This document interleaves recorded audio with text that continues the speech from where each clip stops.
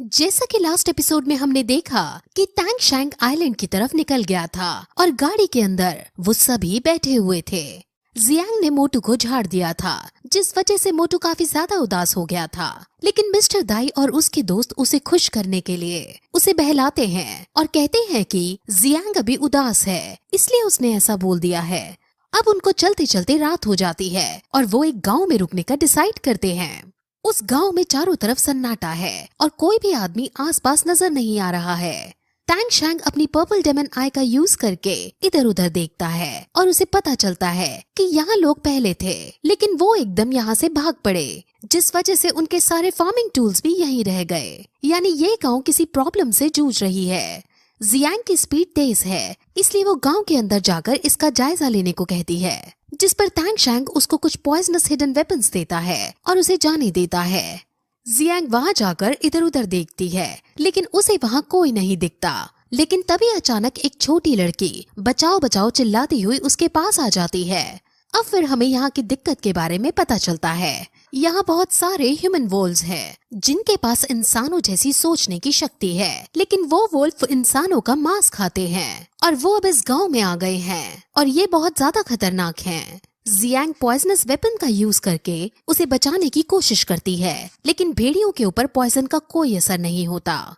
टैंगशैंग और बाकी सभी दोस्तों को पता चल जाता है कि जियांग खतरे में है, इसलिए मोटू सबसे पहले उड़कर वहाँ उसे बचाने चला जाता है। टैंगशैंग मिस्टर दाई को लेकर वहाँ जाने का डिसाइड करता है और ऑस्कर को वो निंग रोंग रोंग कैट गर्ल और जीवू की रक्षा करने के लिए छोड़ देता है। वो इनके चारों तरफ प्रिज्म का यूज करके इनविजिबल शील्ड भी बना देता है।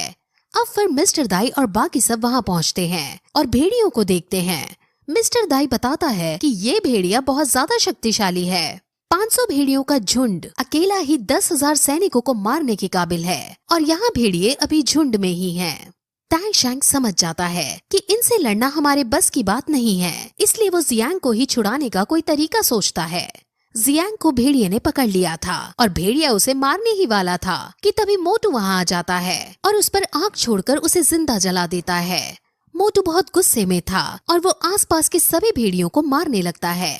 अब टैंगशैंग और मिस्टर दाई भी भेड़ियों को मारने लगते हैं और वो अपनी मार्शल सोल की पार का अच्छा प्रदर्शन देते हैं। लेकिन तभी अब आसपास के सभी भेड़िए वहाँ आ जाते हैं और वो इन चारों को चारों तरफ से घेर लेते हैं। टैंगशैंग जियांग को यहाँ से भाग जाने को कहता है और अब तीनों भेड़ियों से मुकाबला करते हैं। उनके बीच बहुत आइकॉनिक लेवल की फाइट होती है। वहीं दूसरी तरफ हम जियांग को देख रहे थे, जो भेड़ियों से बचकर वापस ऑस्कर के पास जा रही थी, लेकिन रास्ते में फिर से उसे भेड़िए घेर लेते हैं और अब वो भेड़िए से बचने लगती है। वहीं टैंगशैंग वगैरह जो भेड़ियों से लड़ रहे थे, अब उनके सामने भेड़ियों का लीडर आ जाता है और भेड़ियों के लीडर ने फाइनली जियांग को पकड़ लिया था। वो जियांग को मारने की धमकी देता है और कहता है कि तुम चुपचाप सरेंडर कर दो। सारे बच्चे टेंशन में आ जाते हैं, लेकिन टैंगशैंग अब एक आइडिया सोचता है और कहता है कि तुम्हें जियांग पर फोकस करना है और उसकी रक्षा करनी है।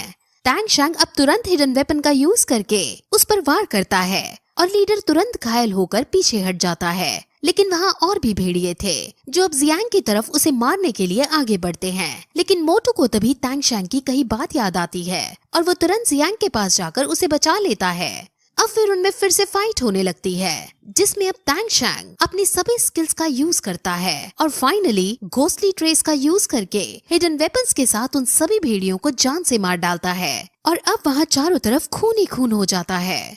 टैंगशैंग के पास मर्डरस ऑरा था, जिस वजह से वो ऐसा सब कर पा रहा था और अब हमें अच्छे से समझ आ जाता है कि आखिर क्यों टैंग हाउ ने टैंगशैंग को स्लॉटर सिटी के अंदर ट्रेनिंग करने भेजा था।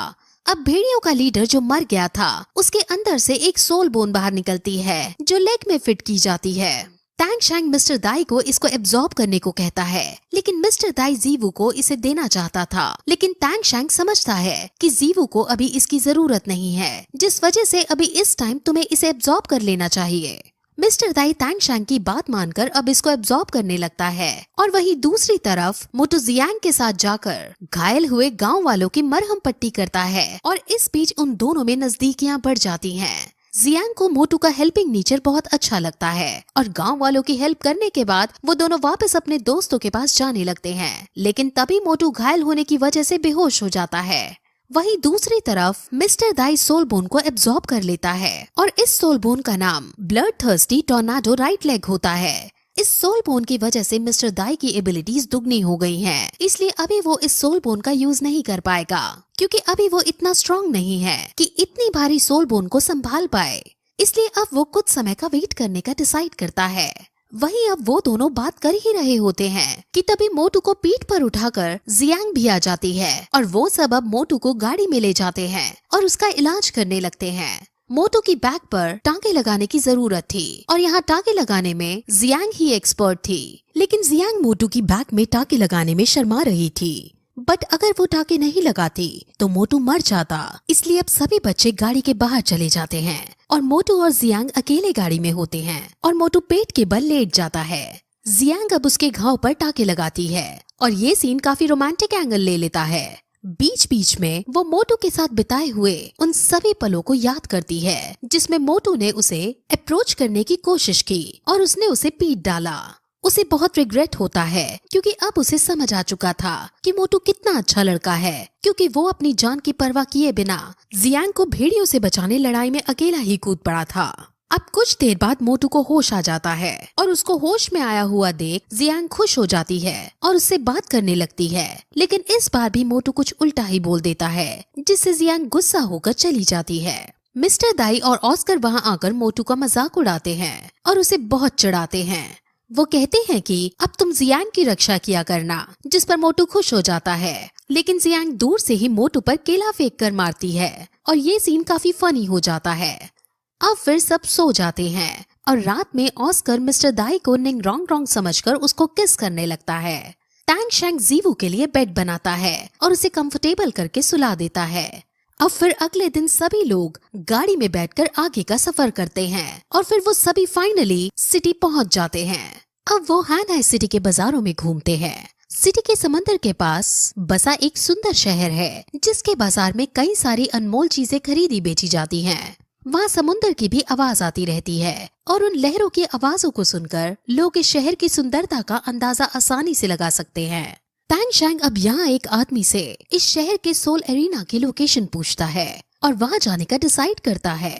असल में ग्रैंड मास्टर ने टैंग शैंग से कहा था कि तुम हैनहाई आइलैंड जाने से पहले हैनहाई सिटी के सोल एरिना में कम्पीट करना, क्योंकि वहाँ तुम्हें हैनहाई आइलैंड में मिलने वाली चुनौतियों के बारे में अंदाजा हो जाएगा और तुम आगे आने वाली चुनौतियों के लिए तैयार रहोगे। अब वो सभी टैंग शैंग के साथ सोल एरिना के अंदर जाते हैं और उस जगह को देखकर सबके होश उड़ जाते हैं, क्योंकि ये सोल एरिना बहुत शानदार और आलीशान था। और फिर यही इस तरह ये एपिसोड खत्म हो जाता है।